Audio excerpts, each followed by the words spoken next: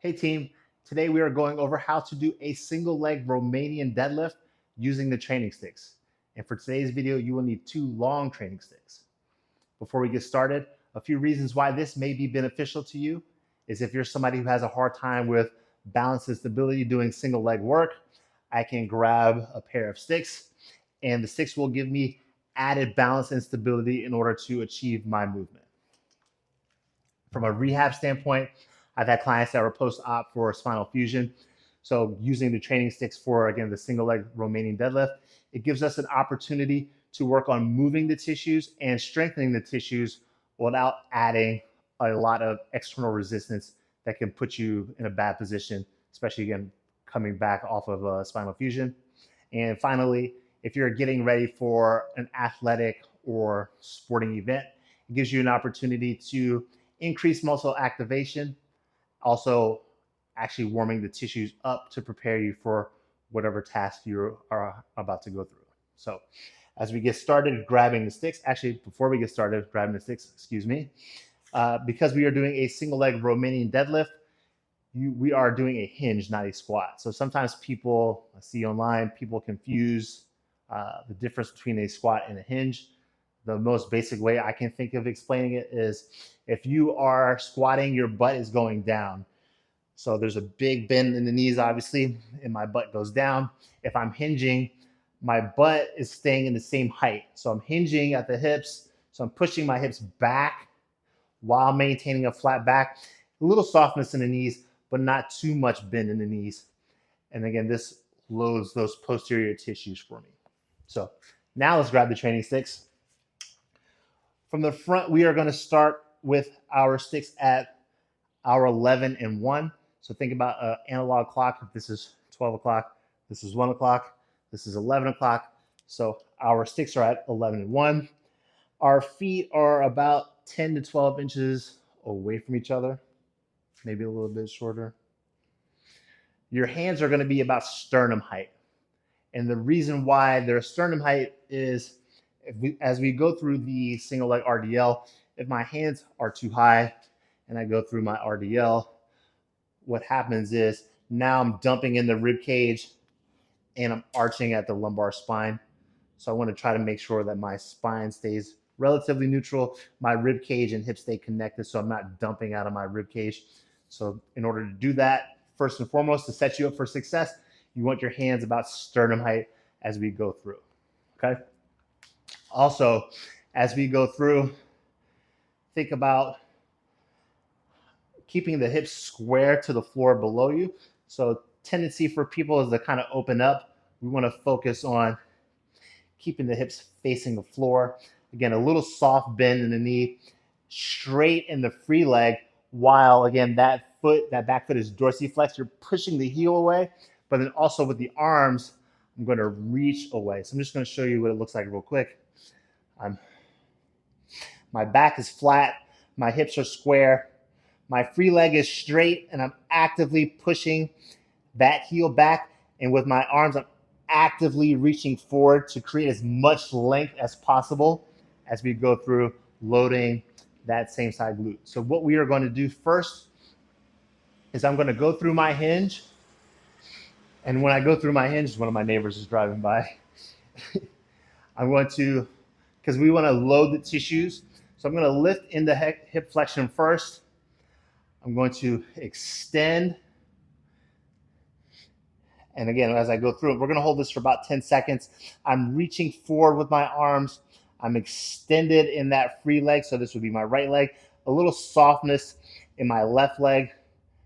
And then I return back up to the starting position for 1. We're going to do this 10 or 2 more times, excuse me, as the standard version, just to get a feel for it. Again, keeping the rib cage in, so retracted, keeping that floating leg straight, keeping that floating foot dorsiflexed, reaching those arms out, drive the sticks down into the floor, return back into the starting position. Last one of the standard version. Again, I'm actively driving these sticks down into the floor at about 50% of my maximum tension. I don't know if I mentioned that at the beginning, so I apologize. You can always go back and do more. Smooth, deep breaths. And then we're going to return back into the starting position. To progress this movement, I'm going to hinge forward. And what I'm going to do is I'm going to lift the opposite stick from the plant leg. So I'm going to lift my right stick about 1 inch off of the floor. And as I do that, again, I'm keeping both arms straight as possible. I'm retracting at the scapula. So I'm pinching the shoulder blades together. Again, holding for about 10 seconds. Put the right stick down. Come back up into the starting position. Also, as I hinge forward, I want to make sure that my ankle is centrated, joint centration. So I don't want to necessarily have too much bend or be too far back. I want the ankle to be directly lined up. So again, I'm not forward, excuse me. I'm not extended, I'm central.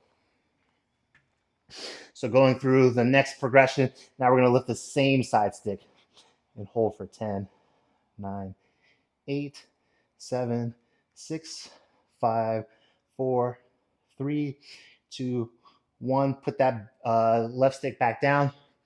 Return back to the starting position. Again, we are actively driving the sticks down into the floor, 50% of our maximum tension. Our last progression is hinging forward.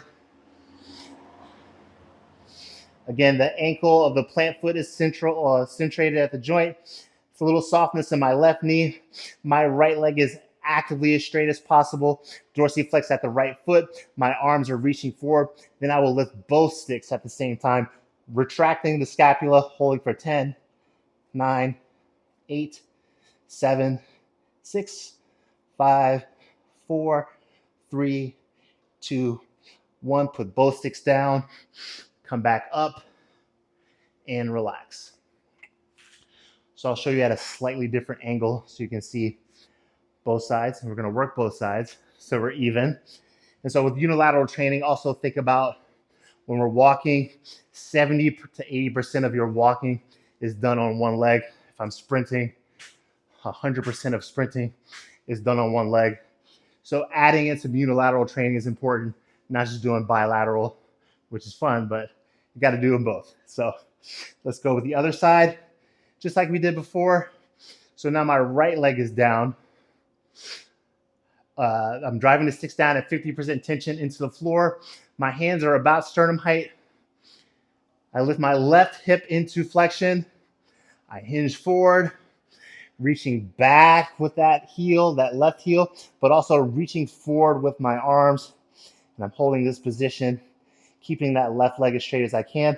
A slight bend in my right leg, keeping the rib cage as retracted as possible. I'm going to return back to the starting position. That's one. We are going to do 2 more standard before we progress, like we did the other side. I hinge forward, go through my checkpoints, making sure that my left leg is as straight as possible at the knee, not soft, extended, making sure that I'm not just letting my foot dangle. It's actively dorsiflexed, making sure that, again, I'm not just hanging on with my arms. I'm actively reaching forward with my arms as I return back into the starting position. Last one, standard. I hinge forward. Smooth, deep breaths. Check in with the body. See where you are with everything.